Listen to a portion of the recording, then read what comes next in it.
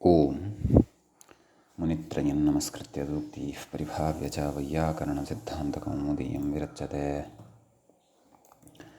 श्रौत्रार्हन्ति चणैर्गुण्यैर्महर्षिभिरहृदिवन्तोऽष्टूयमानोऽप्यगुणो विभुर्विजयते तराम्। नमः सर्वेभ्यः श्रोतृभ्यः। अस्माभिः गतपाठे यद् पठितं तद् एकवारं स्मरामः।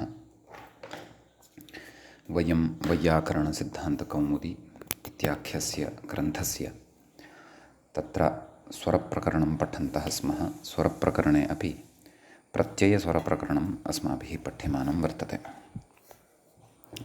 तत्र प्रत्ययस्वरप्रकरणस्यास्य अस्माकं क्रमे तृतीयः पाठः गतपाठः प्रवृत्तः।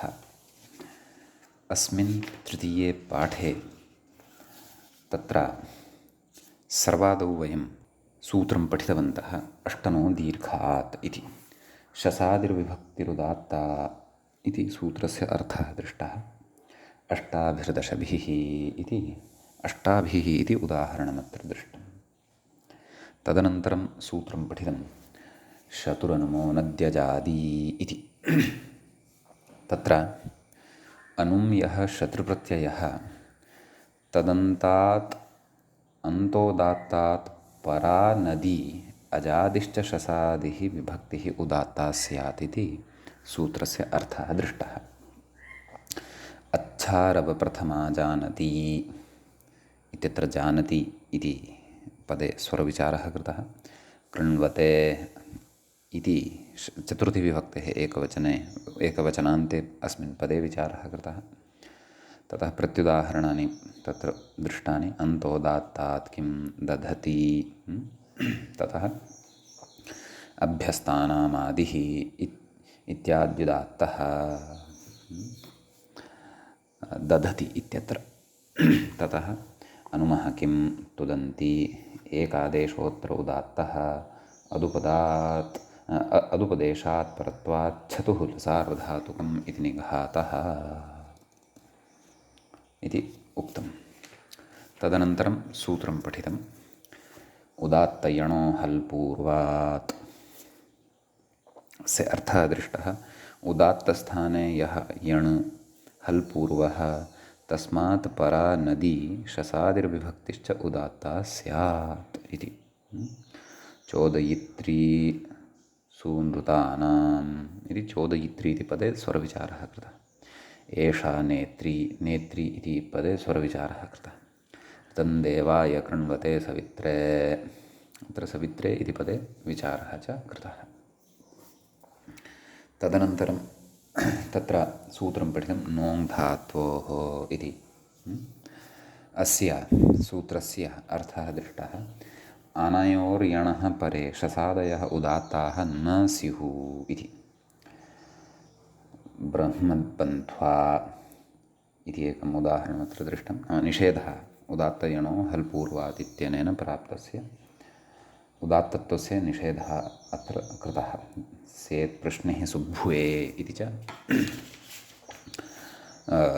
उदाहरणान्तरं दृष्टं। सुभ्वे इत्यत्र विचारः कृतः। ततः ह्रस्वनुड्भ्यां मतुपु इति अग्रिमं सूत्रं पठितम्। अस्य अर्थः दृष्टः। ह्रस्वान्तात् अन्तोदात्तात् नुटश्च परः मतुब् उदात्तो भवति इति अर्थः पठितः। यो अब्दिमाम् उदनिमाम् इयर्ति इति उदाहरणं दृष्टं। ह्रस्वान्तात् परतः मतुबः उदात्तत्वस्य एतद् उदाहरणद्वयं दृष्टं। ततः नोटः परतः मतुपः उदाहरणम् अक्षण्वन्तः कृण्वन्तः सखायः इत्यत्र अक्षण्वन्तः इति पदे विचारः कृतः। ततः अन्तोदात्तात् किं मा त्वा विददिषुमान् इषुमान् इति पदे तत्र विचारः कृतः। नाम दलकृत्यविचारः अत्र कृतः। ततः स्वरविधौ व्यञ्जनम् अविद्यमानवदित्येव अत्र नेष्यते। अविद्यमानवत् इति अत्र नेष्यते। मरुत्वानिन्द्रः नियुत्वान् वायवागहि इति एतदुदाहरणद्वयं च तत्र पठितम्। गतपाठस्य अन्ते व्याख्यापङ्क्तयः इत्थमासन्। ईषुरिति धान्ये नित् इत्यधिकारे इषः किच्च इति उप्रत्ययान्तः आद्युदात्तः इषुशब्दः तस्मात् परो मधुबनुदात्त एव। ननु मरुतोऽस्य सन्तीति मरुत्वान् अत्र मधुबुदात्तत्वं प्राप्नोति। मृग्रोरुतिः इत्युतिप्रत्यये प्रत्ययस्वरेण मरुच्छब्दस्यान्तोदात्तत्वात् न च तकारेण व्यवधानं स्वरविधौ व्यञ्जनस्य अविद्यमानत्वात्। अत आह स्वरविधाविति नेष्यत इति समासस्य इति सूत्रे मरुत्वान् इत्यत्र ह्रस्वनुड्भ्यां मतुपिति स्वरः प्राप्नोति इति दोषमुद्भाव्य हल्स्वरप्राप्ताविति भाष्योक्तेरिति भावः इति। एतावत्पर्यन्तं व्याख्याभागं वयं गते पाठे पठितवन्तः। अयम् अस्माकं क्रमे तत्र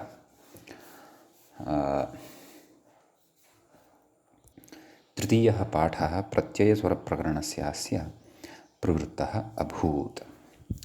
अधुना तावत् अस्माकं क्रमे प्रत्ययस्वरप्रकरणस्यास्य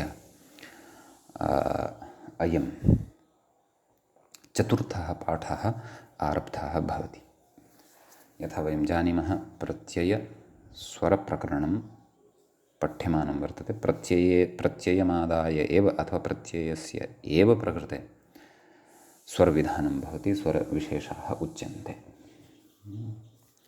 अस्तु, एवं तर्हि गतपाठे ह्रस्वनुड्भ्यां मतुप् इति यत् सूत्रम् अस्माभिः पठितं तत्र वार्तिकमेकमधुना पठ्यमानं वर्तते। तद् वार्तिकं पठनीयम्। वार्तिकं प्रति व्याख्याता इङ्गितं करोति, कथयति। तत्र रेवानिति इति कथयति। मूले पश्यामश्चेत् तत्र वार्तिकं भवति रे शब्दा च रेवानिति तु उदाहरणमस्ति खलु। सत्यं सत्यं, तद् उदाहरणस्य इङ्गितं व्याख्यात्र कृतं। वार्तिकं भवति रे शब्दाच्च। कोऽर्थः? रे शब्दात् परतः यः मतुप्, यतः सूत्रस्थविषयेण वार्तिकस्य सम्बन्धः वर्तते। रे शब्दात् परतः यः मतुप् तस्य अचः उदात्तः भवति। रे शब्दाच्च तस्य उदात्तः भवति इति भावः। रैः अस्यास्ति इति मतुप् उदाहरणं किम् अस्ति? रेवान् इति साधनीयमस्ति खलु। एवं खलु। तर्हि रै इति शब्दात् मतुप् इति प्रत्ययः भवति। प्रकृते लक्ष्यं रेवान् इत्येव वर्तते। सम्यक्। ततः रयेर्मतौ बहुलम् इत्यनेन वार्तिकेन यकारस्य सम्प्रसारणम् इकारः भवति, पूर्वरूपं भवति। र इ गुणः भवति, रे इति जायते। मतुपः मकारस्य वकारः रे वत् रेवान् इति प्रथमाविभक्तेः एकवचने विभक्तिकार्यं कृत्वा रूपस्य सिद्धिः जायते।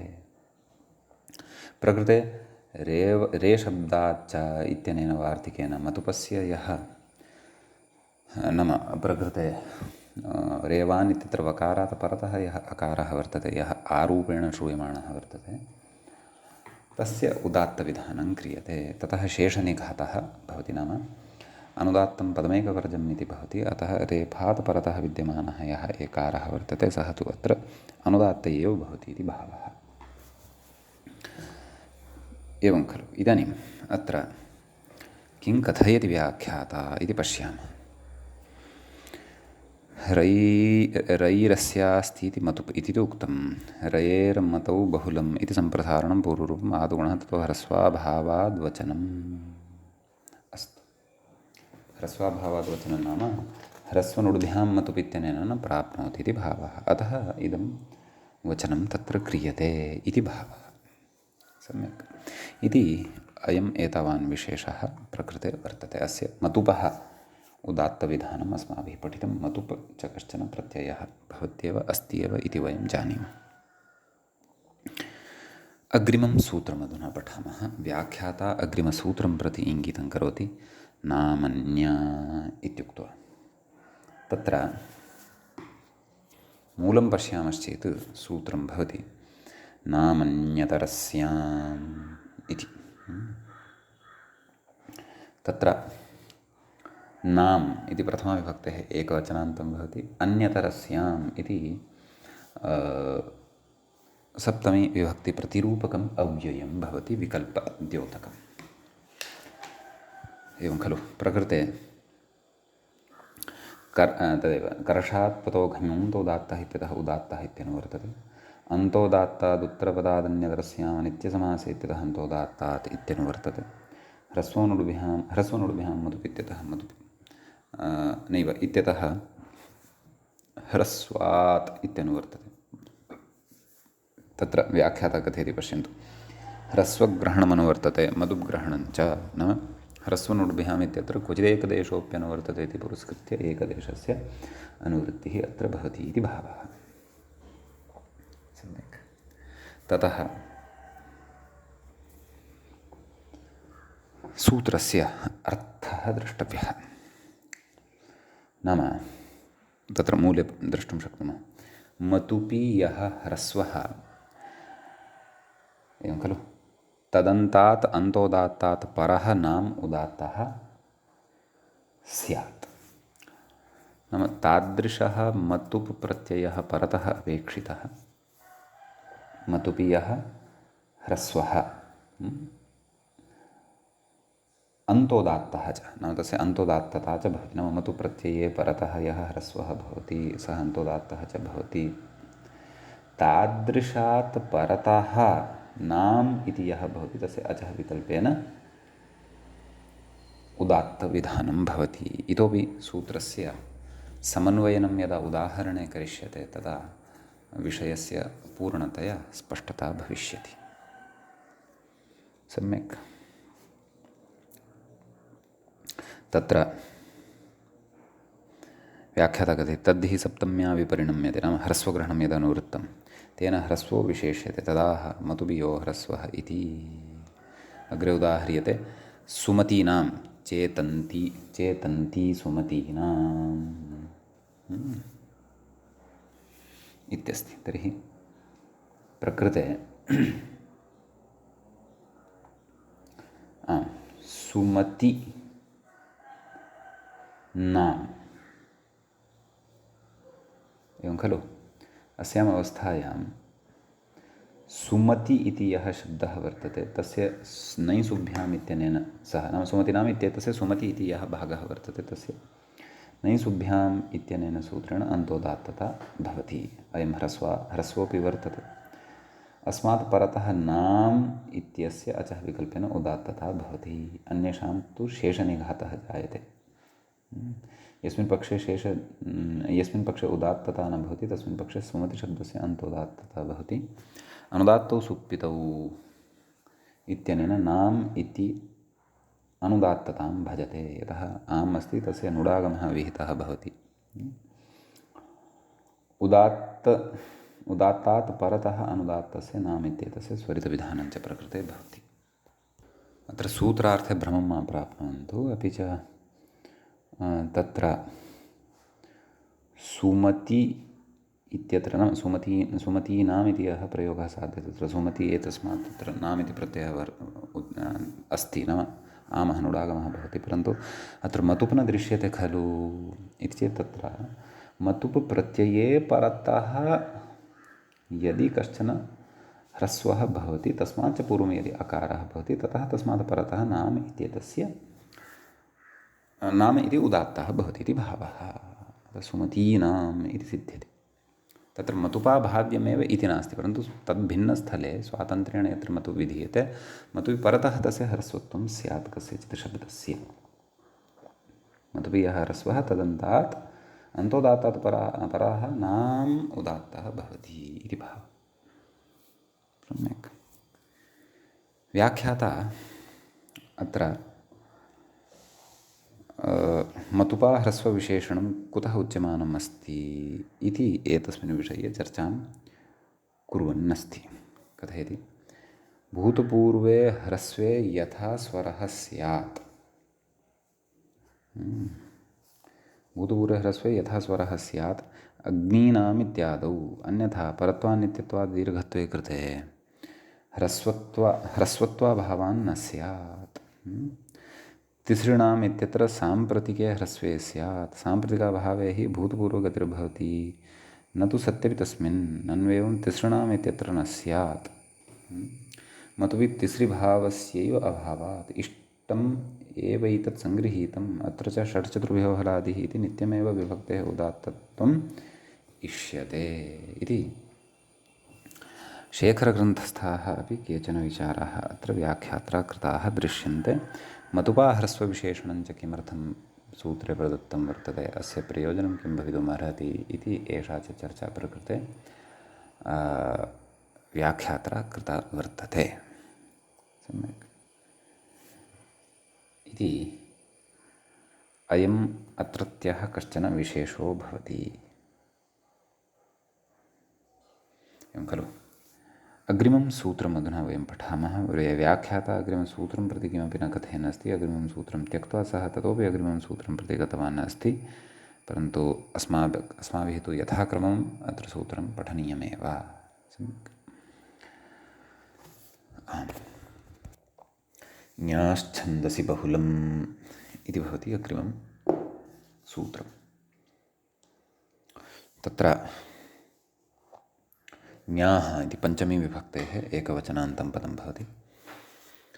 छन्दसि इति सप्तमी विभक्तेः एकवचनान्तं भवति। बहुलम् इति प्रथमा विभक्तेः एकवचनान्तं पदं भवति। कर्षात् त्वतो घञोन्त उदात्तः इत्यतः उदात्तः इति अनुवर्तते। नामन्यतरस्याम् इत्यतः नाम इत्यनुवर्तते। सावेकाच् तृतीयादिर्विभक्तिः इत्यतः विभक्तिः इति अनुवर्तते। तत्र सूत्रस्य कः अर्थः मूलं पश्यामश्चेत् तत्र उक्तं ज्ञाः परः नाम उदात्तः वा। ङी एतस्मात् परतः यः नाम सः उदात्तः विकल्पेन भवति इति। समीचीनम्। एवमस्ति। तर्हि तत्र बहुलत्वेन भवति इत्यपि अवगन्तव्यम्। देवसेनानाम् अभिभञ्जतीनाम् इत्यस्ति। देवसेनानाम् अभिभञ्जतीनां, तर्हि ज्ञाः परः नाम उदात्तः, तर्हि अभिभञ्जति एतस्मात् परतः नाम इति अस्ति। नाम अभिभञ्जति एतस्मात् आम् इति प्रत्ययः भवति, तस्य नुडागमे सति नाम इति भवति। तस्य विकल्पेन उदात्तविधानं प्रकृतसूत्रेण भवति। समीचीनं। शेषनिघातः भवति, अनुदात्तत्वं भवति। विकल्पेन एषा व्यवस्था। ततः किमुच्यते? वेत्युक्तेर्नेह, नाम वा इत्युक्तं खलु। उदात्तो वा इत्यस्ति। जयन्तीनां मरुतो यन्तु, वा इति अर्थः बहुलग्रहणसामर्थ्यादेव गृहीतः वर्तते इति भाति खलु। किमुक्तं? जयन्तीनां मरुतो यन्तु। प्रकृतसूत्रे व्यवस्थितविकल्पार्थं बहुलशब्दः पठितः इति कृत्वा तद्बहुलग्रहणसामर्थ्यात् ज्ञयन्ति इति ज्ञन्तात् परतः नाम इत्येतस्य उदात्तत्वं न भवति, अपि तु आद्युदात्तश्च अनुदात्तौ सुप्पितौ इत्युच्यते खलु। अतः अनुदात्तौ सुप्पितौ, सुप्तुं भवति खलु आमः अपि, अतः तेन अनुदात्तत्वम् अत्र अवगन्तव्यम् इति अत्र वाग्रहणस्य अथवा बहुलग्रहणस्य प्रयोजनं भवति इति भावः। अग्रिमं सूत्रं पश्यामः। व्याख्याता अग्रिमसूत्रं प्रति इङ्गितं करोति। कथयति षट्त्रि। तत्र मूले सूत्रं पश्यामश्चेत् सूत्रं भवति षट्त्रि चतुर्भ्यो हलादिः इत्येव। षट्त्रिचतुर्भ्यो हलादिः इत्यत्र प्रथमं पदं षट्त्रिचतुर्भ्यः इत्येव भवति, द्वितीयं पदं हलादिः इति भवति। तत्र षट्त्रिचतुर्भ्यः पञ्चमी विभक्तेः बहुवचनान्तं भवति, हलादिः इति प्रथमान्तं भवति, प्रथमविभक्तेः एकवचनान्तं भवति। षट् च त्रयश्च चत्वारश्च षट्त्रिचत्वारः तेभ्यः षट्त्रिचतुर्भ्यः। हल् आदिः यस्य सः हलादिः इति भवति। कर्षात् तुतो घञोन्तुदात्तः इत्यतः उदात्तः इत्यनुवर्तते। सावैका च तृतीयादिर्विभक्तिः इत्यतः विभक्तिः इति अनुवर्तते। ततः सूत्रार्थः द्रष्टव्यः। तत्र मूले उक्तम् एभ्यः हलादिर्विभक्तिरुदात्ता। षट्त्रिचतुर्भ्यः या हलादिः विभक्तिः विधीयते सा उदात्ता भवति इति भावः।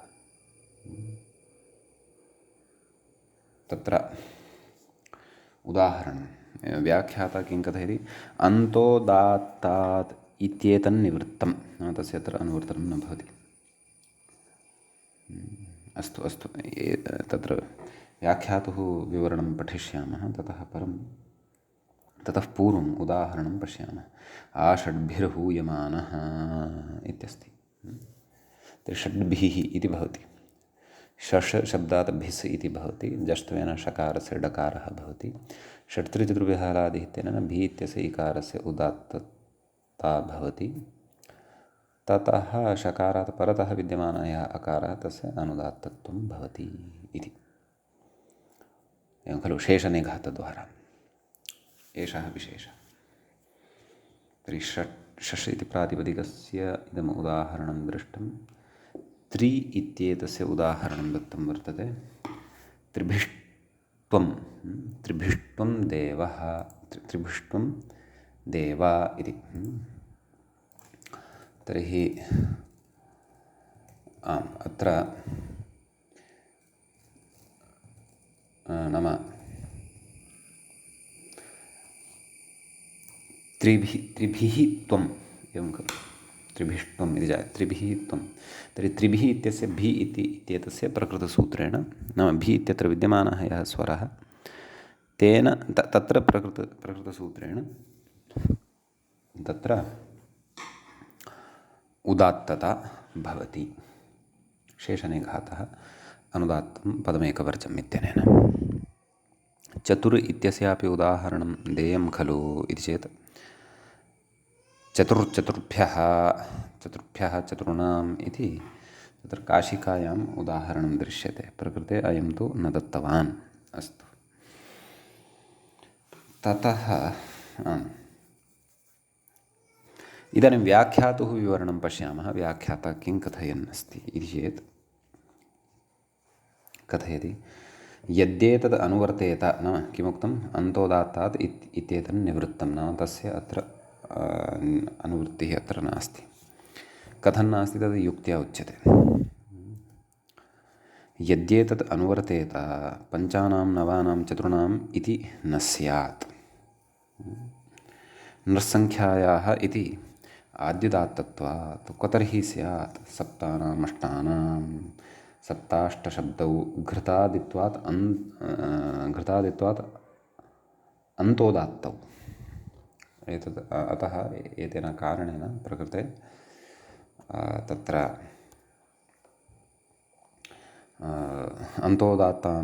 अन्तोदात्तात् इति नानुवर्तते इति भावः। दलकृत्यं कथयति, हलादिः किं चतस्रः पश्य, यथैतद् इह हलादिग्रहणस्य व्यावर्त्यं तथा चतुरश्शसि इत्यत्र एव अवोचाम इत्युक्तं। यथा एतद् अत्र हलादिग्रहणस्य व्यावर्त्यं भवति, एवं खलु, तथा चतुरश्शसि इत्यत्रापि उक्तं वर्तते इति भावः। चतुरश्शसि इत्यत्र कः विचारः कृतः आसीत् तेन पश्यामः। चतेरुरन् नित्यत्वात् आद्युदात्तत्वे प्राप्ते अन्तोदात्तार्थमिदं ननु चतस्रः पश्य इत्यत्र चतस्र असि इति स्थिते परत्वात् अचिरृतः इति रेफादेशे तकाराकारस्य उदात्तत्वं प्राप्नोति अतः अचिरृतः। अचिरतिरादेशस्य पूर्वविधौ स्थाने उक्त्वा नेह।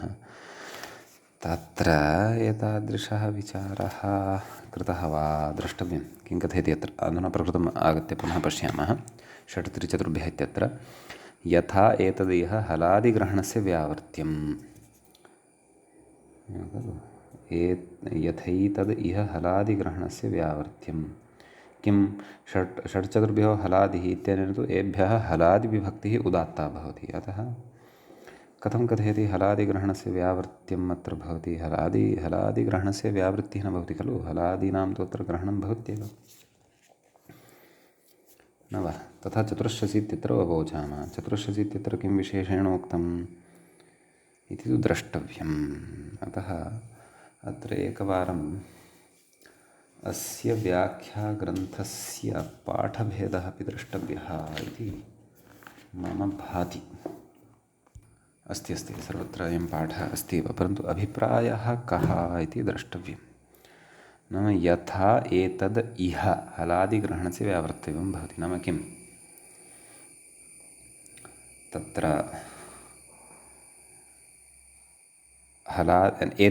एतत् शब्देन किं ग्राह्यम्? एतत् शब्देन एतत् सूत्रमेव खलु ग्राह्यं, यत्र विचारः अयं प्रचलति। अथवा हलादिः किम् इति प्रत्युदाहरणे विचारः क्रियमाणः अस्ति वा? पश्यामः। हलादिः किं? चतस्रः पश्य। एवं खलु। नाम अत्र हलादिविभक्तिः परतः नास्ति इति। अत्र यदि एतां पङ्क्तिमादाय समन्वयनं कुर्मः तर्हि तत्र उच्यते यथा एतद् इह हलादिग्रहणस्य व्यावर्त्यं तथा चतुरः शसी इत्यत्र अवोचाम। वस्तुतः चतस्रः शसी इत्यत्र तु अजादौ विभक्तौ परतः उदात्तता, नाम एभ्यः हलादिविभक्तिः उदात्ता न भवति इति कृत्वा हलादिग्रहणसामर्थ्यात् प्रकृते अजादिः या विभक्तिः वर्तते तस्याः व्यावृत्तिः भवति। एवं खलु। तर्हि हलादिग्रहणस्य व्यावृत्तिः कथम्? अपि च चतुरश्शसी इत्यत्र विशेषेण एतादृशः विचारः, व्यावृत्तिपरकः विचारः, अधुनैव तत्रत्या व्याख्या पठिता खलु, तादृशः विचारः न दृश्यते। अतः एषा पङ्क्तिः नाम अस्यां पङ्क्तौ इतोपि चिन्तनस्य अस्ति काचित् आवश्यकता इति अहं चिन्तयामि। भवतु नाम। अग्रिमं सूत्रम् अधुना वयं पश्यामः। सूत्रं भवति, व्याख्याता इङ्गितं करोति। नगो सूत्रं पश्यामश्चेत् नगोष्वंसाववर्णराडङ्कृङ्कृद्भ्यः इत्यस्ति। सम्यक्। अस्य सूत्रस्य पदच्छेदं पश्यामः। तत्र न इति तु भवति अव्ययपदं। गोष्वंसाववर्णराडङ्कृङ्कृद्भ्यः इति पञ्चमी विभक्तेः बहुवचनान्तं पदं भवति। अत्र विग्रहः द्रष्टव्यः। तत्र गौश्च श्वाच सावर्णञ्च, किं सावर्णञ्च, राट् च अञ्च कृञ्च कृच्च एतेषाम् इतरेतरयोगद्वन्द्वः भवति। सावर्ण इति शब्दस्य सौ अवर्णं साववर्णं, सावर्णम् इति नास्ति, क्षन्तव्यः, साववर्णम् इत्यस्ति। सौ अवर्णं साववर्णम् इति। ततः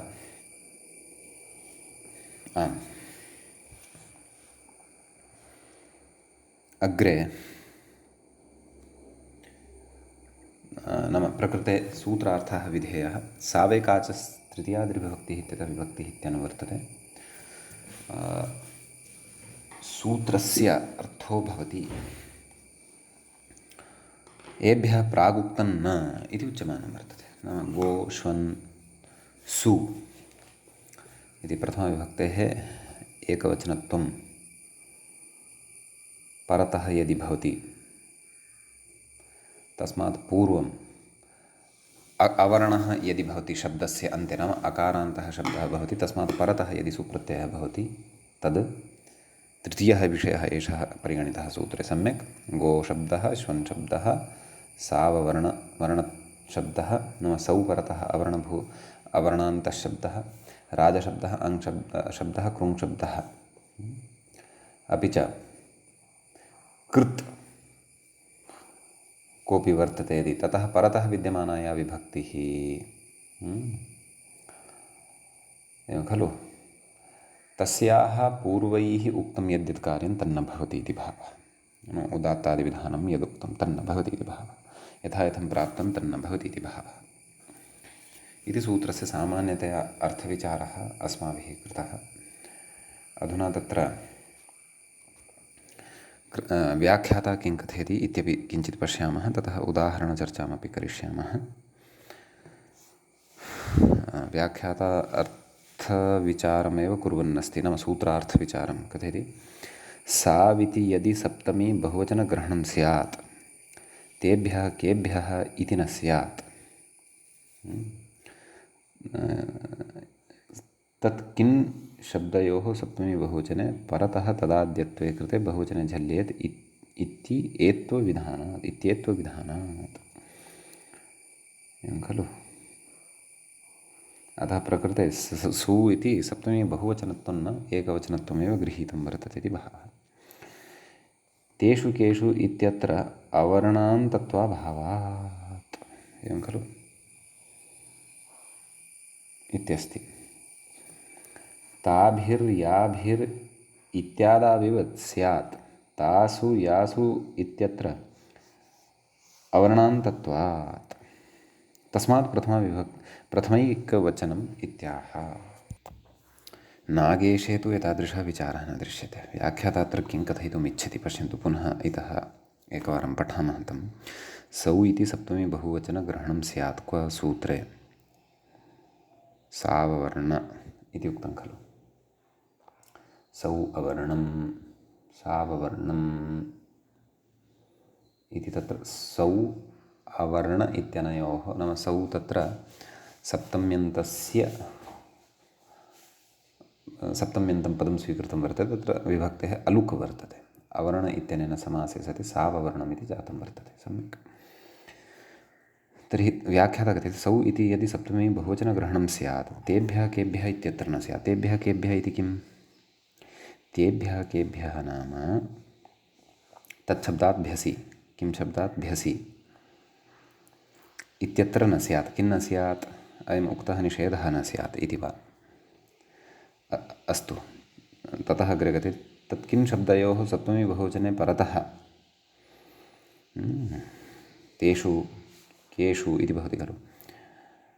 तदाद्यत्वे कृते बहुवचने झल्येते इति एत्वविधानात्, नाम तत्र एत्वं विधीयते। तेषु केषु इत्यत्र अवर्णान्तत्वाभावात्। सम्यक्।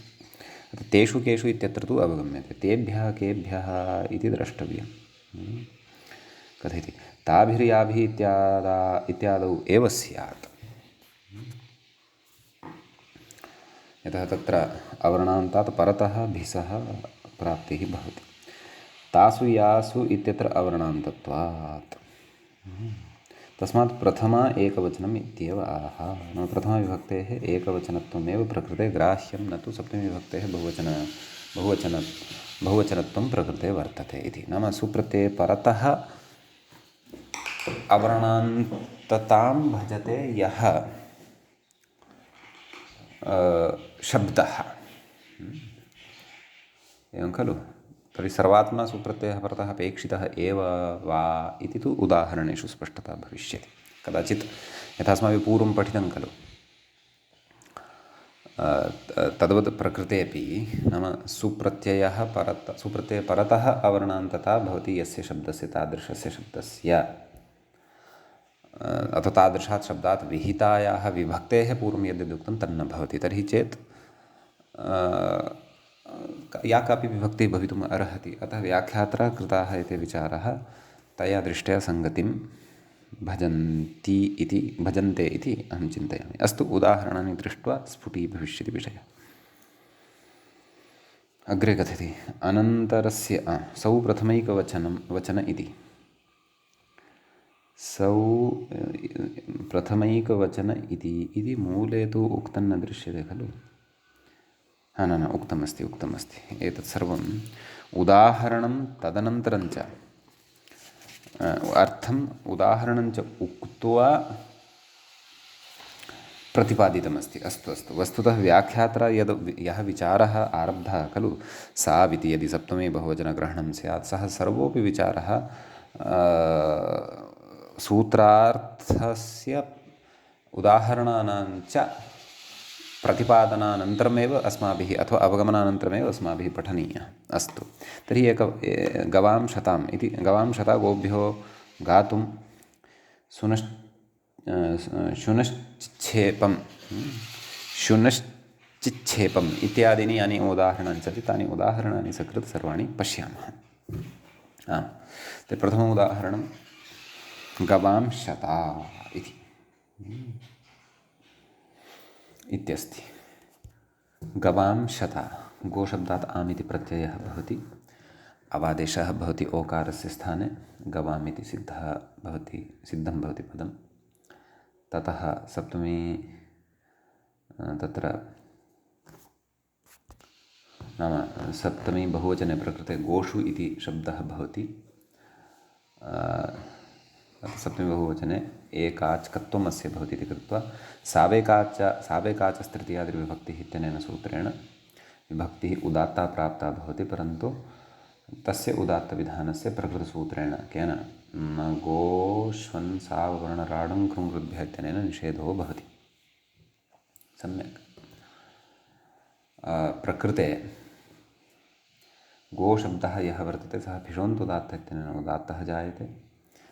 ततः आम् प्रत्ययः यः भवति सः अनुदात्तौ सुप्पितौ इत्यनेन अनुदात्ततां भजते। ततः उदात्तात् अनुदात्तस्य स्वरितः इत्यनेन स्वरितविधाने सति तत्र गवाम् इति प्रयोगः सिद्धः भवति, अत्र स्वरविवेकः ज्ञातः भवति।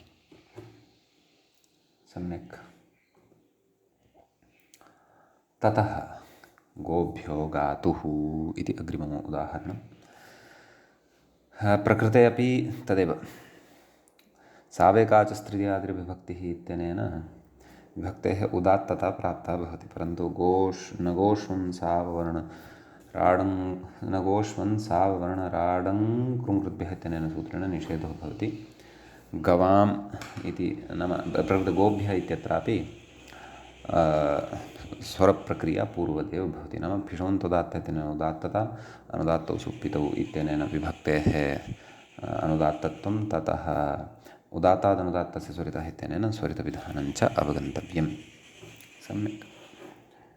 ततः शुनश्चिच्छेपं शुनश्चिच्छेषं, शेषम् इति पाठः दृश्यते अन्यत्र, परन्तु अत्र मम पुस्तके पम् इति दृश्यते, वस्तुतः शुनश्चिच्छेषम् इत्येव अस्ति। अत्र वेदमन्त्रांशे शुनः इति प्रयोगः कृतः। श्वन् शब्दस्य षष्ठीविभक्तेः एकवचने शुनः भवति सम्प्रसारणादिकं विधाय। प्रकृतेपि सावेकाचस्तृतीयादिर्विभक्ति इत्यनेन सूत्रेण विभक्तेः उदात्तता प्राप्ता भवति। तत्र प्रकृतसूत्रेण निषेधः क्रियते, अपि च तदेव भिषोन्तुदात्तः अनुदात्तौ सुप्पितौ उदात्तादनुदात्तस्य स्वरितः इत्यादि स्वरसञ्चारः अत्र भवति इति भावः। समीचीनम्। अधुना व्याख्यातारं पश्यामः। सः नाम अग्रे या पङ्क्तिः मूले उक्ता वर्तते खलु, सौ प्रथमैकवचने अवर्णान्तात् इति, एवं खलु। अधुना सः आरम्भात् किं कथितवान् इति पुनः एकवारं पठामः। किं कथयति? साविति यदि सप्तमी बहुवचनग्रहणं स्यात्, तेभ्यः केभ्यः इत्यत्र न स्यात्। तत्किं शब्दयोः सप्तमी बहुवचने परतः त्यदाद्यत्वे कृते बहुवचने झल्येते इत्येत्वविधानात् तेषु केषु इत्यत्र अवर्णान्तत्वात् ताभिर्याभिर् इत्यादौ स्यात्, तासु यासु इत्यत्र अवर्णान्तत्वात्। तस्मात् प्रथमे एकवचनम् इत्यतः आह। अवगम्यते खलु? एतावता अस्माभिः गोशब्दविषये प्रागुक्तन्न इति पठितं, तदनन्तरं श्वन् शब्दविषये प्रागुक्तन्न इति पठितम्। अधुना साववर्णविषयः यः उक्तः तद्विषये पठ्यमानं वर्तते, तत्र चर्चा अधुना प्रवर्तते, एवं खलु? अतः इत्याह किमः सौ प्रथमैकवचने इति मूले पश्यन्तु सौ प्रथमैकवचने अवर्णान्तात् व्याख्याता कथयति अनन्तरप्रतिषेधस्य असम्भवात् शाष्ठिकस्वरस्य प्रतिषेधो विज्ञायते इत्याह प्रागुक्तन्न अनन्तरस्य प्रतिषेधो वा भवति अनन्तरस्य विधिर्वा भवति प्रतिषेधो वा भवति इति खलु उच्यते। परन्तु अत्र व्याख्याता किं कथयति अनन्तरप्रतिषेधस्य असम्भवात् नाम समीपे अत्र वर्तते प्रतिषेधः कः नाम अनन्तरस्य एव प्रतिषेधः भवति तर्हि समीपस्थः कः अस्ति षट्त्रिचतुर्भ्यः हलादि तस्य तु प्रकृतप्रवृत्तिः भवितुं नार्हति खलु यतः षट् त्रि चतुर् इत्येतेषां शब्दानाम् अत्र प्रसङ्गः नास्ति। कथयति असम्भवात् शाष्ठिकस्य प्रतिषेधो विज्ञायते इत्याह प्रागुक्तन्न नाम षष्ठाध्याये उक्तः यः प्रतिषेधः षष्ठाध्याये उक्ता या स्वरव्यवस्था नाम इतः अपि पूर्वं सावेकाचस्तृतीयादिर्विभक्तिः इति चिन्तयामः। सः प्रतिषेधः अत्र शाष्ठिकः प्रतिषेधः अत्र विज्ञायते इत्याह प्रागुक्तम्। एवञ्च वीरवत्तम इत्यत्र ह्रस्वनुड्भ्यां मतुप् इति न भवति। स्फायितञ्चि इत्यादिना रकि अन्तोदात्तो वीरशब्दः इति एवं खलु इत्यस्ति। एतं पश्चादुक्तं विषयं पूर्वम् उक्त्वा तदनन्तरं उदाहरणद्वयं कथयन्नस्ति एषः। एवं खलु यद्यपि मूले उदाहरणानन्तरं साववचन इत्यादि विषये अस्ति परन्तु साववर्णविषयम् आदौ स्पष्टीकृत्य ततः व्याख्याता कथयन्नस्ति। अतः एव अध्येतॄणां भ्रमः भवति। आदौ यथा मूले क्रमः अस्ति तेन क्रमेण यदि कथयति तर्हि तत्र भ्रमः न भवति इति भावः। सम्यक्। ततः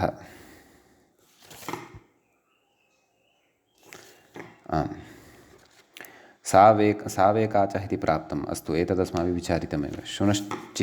शुनश्चिच्छेप इति पकारमेव कथयन् अस्ति एषः। शुनश्चिच्छेपमिति कथयति अत्र चिदिति पदं संहितापाठे बाहुलकात् शब्दस्य मध्ये प्रक्षिप्यते पदकाले तु शुनश्शेपं चिदिति पठ्यते इति तत्र उक्तम्। शेपपुच्छलाङ्गुलेषु शुनः इति अलुकु नाम षष्ठ्याः अलुक् भवति क्व शुनः इत्यत्र। वनस्पत्यादित्वात् उभयपदप्रभृतिस्वरः अयमग्रे आगच्छेत्। श्वन् शब्दे तेभ्यः तेषामित्यत्र सावेकाचस्तृतीयादिर्विभक्तिः इति प्राप्तं प्रतिषिध्यते। श्वन् शब्दे किं कथयति श्वन् शब्दे तेभ्यः तेषाम् इत्यत्र च नाम श्वन् इति शब्दे तेभ्यः तेषाम् इत्यत्र च सावेकाचस्तृतीयादिर्विभक्तिः इति प्राप्तं निषिध्यते इति भावः। तेभ्यः तेषाम् इत्यत्र प्राप्तिः किं साववर्ण इत्यनेन वा द्रष्टव्यम्। तर्हि मूले किम् उक्तवान् सौ प्रथमैकवचने अवर्णान्तात् इत्युक्तं खलु। तेभ्यः द्युम्नम् अतः तेभ्यः इत्यपि उदाहरणं भवति यतः सौ प्रथमैकवचने अवर्णान्तात् तच्छब्दस्य अवर्णान्तता भवत्येव खलु त्यदादिनामः पररूपम् इत्यादिकं कृत्वा अतः तेभ्यः इति उदाहरणं भवत्येव। एतदुदाहरणम् अवगत्य अधुना यदि व्याख्यातारं पुनः एकवारं भवन्तः आरम्भात् पठन्ति तर्हि स्पष्टता भवति। सा स्पष्टता मम जाता वर्तते। भवन्तः अपि यत्नं कुर्वन्तु। सम्यक्। आम् चतुर्थीविभक्तेः बहुवचने तेभ्यः इति भवति। सावेकाचस्तृतीयादिर्विभक्ति इत्यनेन सूत्रेण विभक्तिः उदात्ता प्राप्ता भवति परन्तु प्रकृतसूत्रेण तत्र निषेधः क्रियते। समीचीनं। ततः तत्र अग्रे कथयति राड् इति कुर्वन्तः तेभ्यः द्युम्नम् इति सिद्धं खलु। तेषां पाहि ध्रुवी हवम्, अत्रापि तथैव अस्ति। तेषाम् इत्यत्रापि सावेकाचस्त्रियाद्रिविभक्ति इत्यनेन उदात्तस्य ग्रहणं भवति, अतः प्रकृतसूत्रेण तस्य निषेधः क्रियते खलु। तर्हि गो श्वन् साववर्ण राट् शब्दविषये अधुना चर्चा वर्तते। तत्र कथयति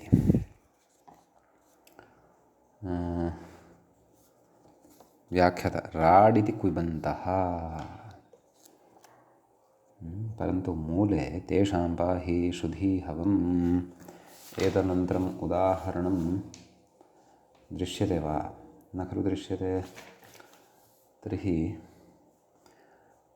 प्रकृते राजा इति उदाहरणं, मूले राड् इति न दृश्यते। व्याख्याता यद्यपि मूलं प्रति इङ्गितं कुर्वन्निव तत्र कथयन् अस्ति, सम्पादकेनापि तत् स्थूलाक्षरैः लिखितमस्ति, परन्तु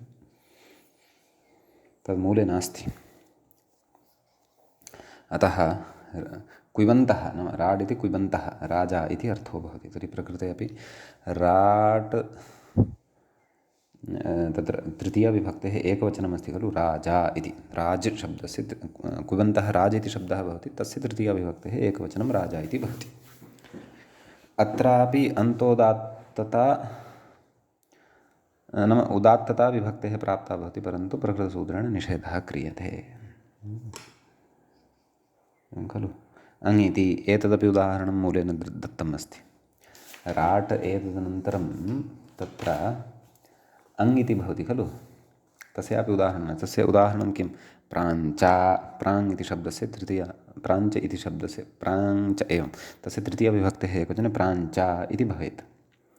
तत्र सावेकाचस्तृतीयाद्विभक्तिः इत्यनेन प्राप्ताः यः उदात्तः तस्याः निषेधः भवति, तस्य निषेधः भवति। अग्रे कथयन् अस्ति अत्र व्याख्याता, किञ्चित् पश्यामः। अङ् इति कथयति अञ्चतीः कुबन्तः, यद्यपि मूले नास्ति, इदं मूले तु तेषाम् इति उक्त्वा विषयः उपसंहृतः दृश्यते। अस्य पुरतः कदाचित् पाठः स्यात् कौमुद्याः। कथयति अञ्चतिः कुबन्तः नाम अञ्चधातुः कुबन्तः भवति,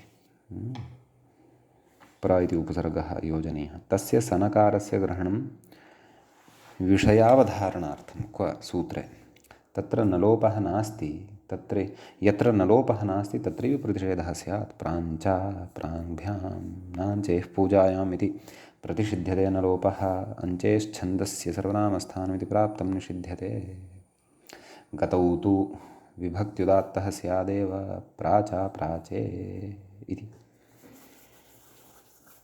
इति कथयति। ततः अग्रिमः शब्दः भवति मूले कृङ् इति।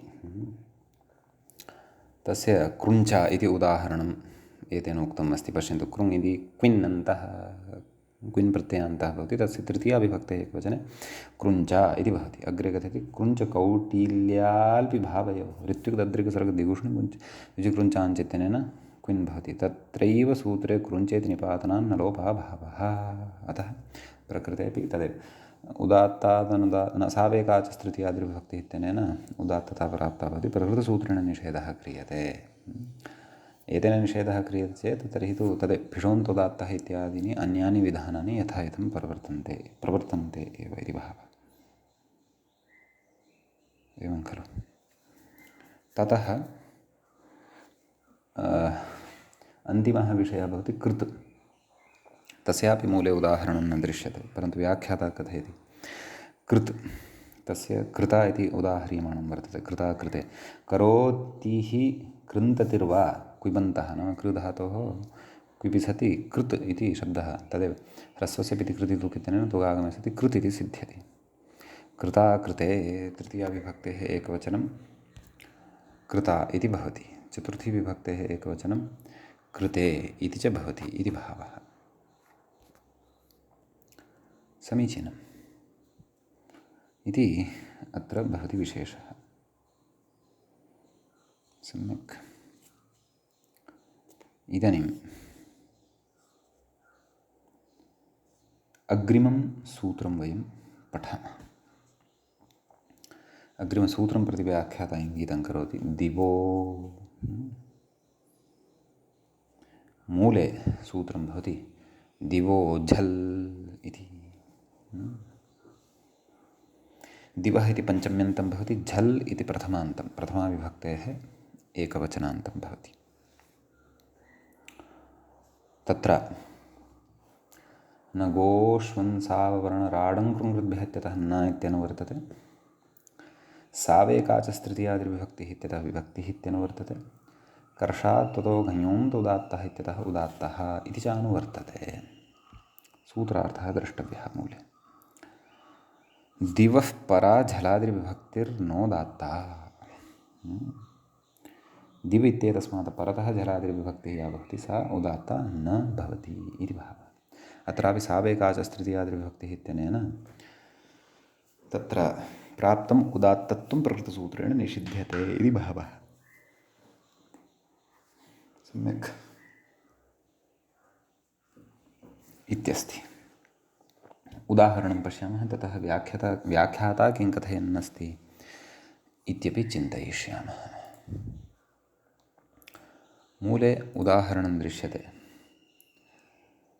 द्युभिरक्तुभिः, एवं खलु, द्युभिः अक्तुभिः। तर्हि प्रकृते दिव इत्यस्मात् शब्दात् भिस् भवति। दिव उत् इत्यनेन उत्तुं भवति। दि उ भिस् यण् द्यु भिस्। सावेकाचस्तृतीयादिर्विभक्ति इत्यनेन उदात्तत्वं प्राप्तं भवति। प्रकृतसूत्रेण दिवो झल् इत्यनेन निषेधः क्रियते। सम्यक्। ततः द्यु प्रकृते उदात्तः भवति, अपि च अनुदात्तौ सुप्पितौ इत्यनेन भिसः अनुदात्तता भवति। ततः उदात्तादनुदात्तस्य स्वरितः इत्यनेन स्वरितविधानं च भवति। जलकृत्यं, परन्तु द्युभिः इत्यत्र अयं तु अन्यदेव कथयति। सावेकाचः इति वा ऊडिदम् इति वा प्राप्तः स्वरः प्रतिषिध्यते इति अन्ते कथयन्नस्ति। अस्तु, ततः पूर्वं तर्हि व्याख्यात्रा कृतं विचारं पठामः। किं कथयति इति चेत्,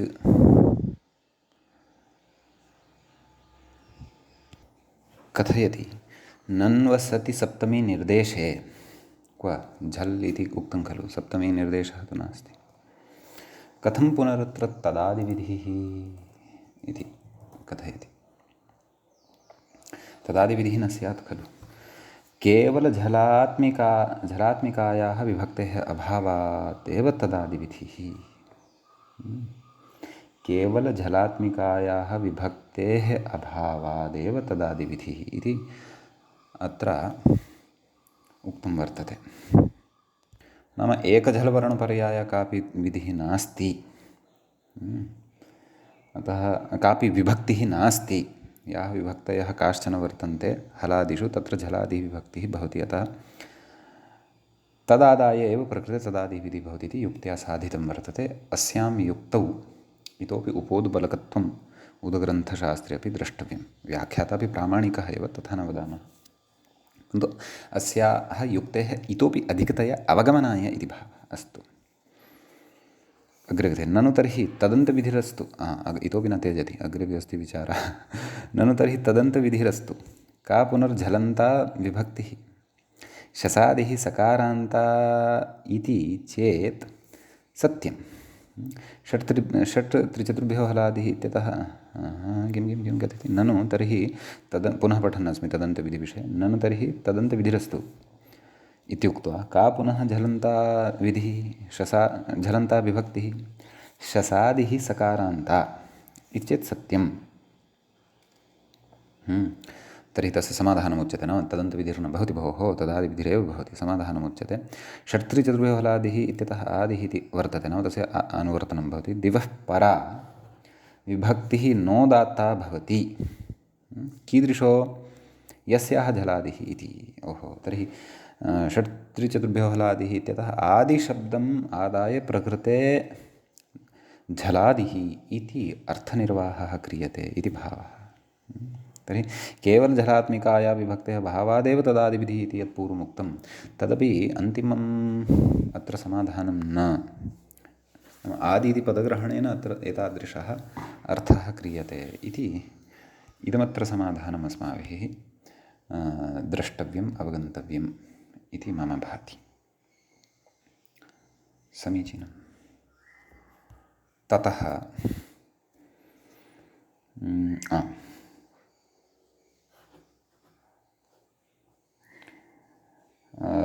इदानीम् उदाहरणे चर्चां करोति। द्युभिरिति सावेकाचः इति वा ऊडिदं पदाद्यप्पु म्रैद्युभ्यः इति सूत्रं पठितं खलु इति वा प्राप्तस्वरः प्रतिषिध्यते। सम्यक्। दिवे दिवे तत्र प्रत्युदाहरणमस्ति। झलिकिम् उपत्वाग्ने दिवे दिवे इति चतुर्थीविभक्तेः ङे अस्ति, तस्य ए इति अवशिष्यते, अजादित्वमस्य वर्तते इति कथयसि। ऊडिदं पदाद्यप्पु म्रैद्युभ्यः इति विभक्तिरुदात्ता। नाम एतेन अत्र उदात्तविभक्तिः भवति। प्रकृतसूत्रेण तत्र निषेधः न भवति, यतः झलादिः विभक्तिः न एषा तु अजादिः विभक्तिः वर्तते। ङे क्व दिवे दिवे इत्यत्र दिवे इत्यस्य द्वित्वं खलु तद्, अतः। समीचीनम्। इत्यस्ति कश्चन विशेषः प्रकृते। अग्रिमं सूत्रं पठामः। सूत्रं भवति, अग्रिमं सूत्रं व्याख्याता त्यक्तवान् अस्ति, वयं पठामः। तत्र नृचान्यतरस्यां नृति लुप्तपञ्चमीकं पदं भवति। ततः च इति अव्ययपदं भवति।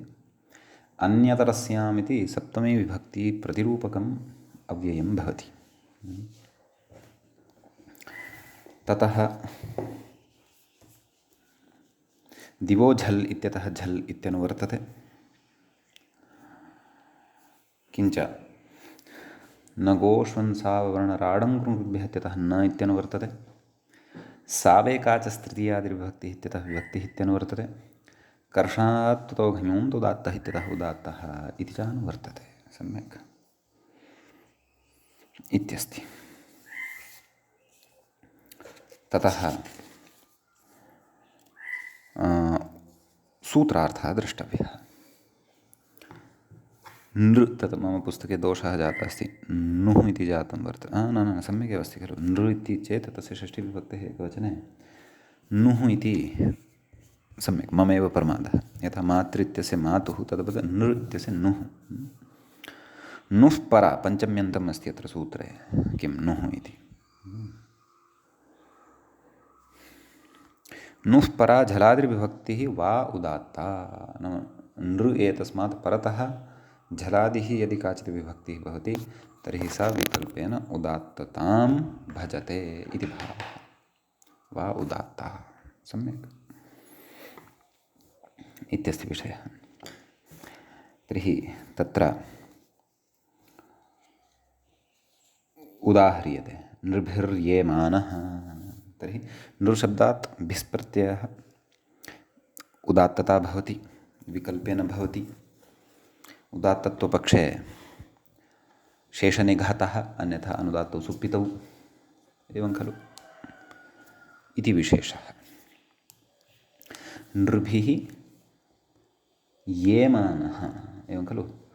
तर्हि नृभिः इति एकं पदं भवति, येमानः इति पृथक् पदं भवति, वैदिकं। नाम सः मतुवन्तः प्रयोगः न, मतुवन्तः अपि न, शानजान्तः प्रयोगः इति भासते। द्रष्टव्यं, तद्विषये द्रष्टव्यं। परन्तु अस्माकं तु प्रकृते मुख्यतया विचारः यत्र प्रवर्तते सः वर्तते नृभिः इत्येव इति अस्ति एतत् सूत्रगतः विशेषः।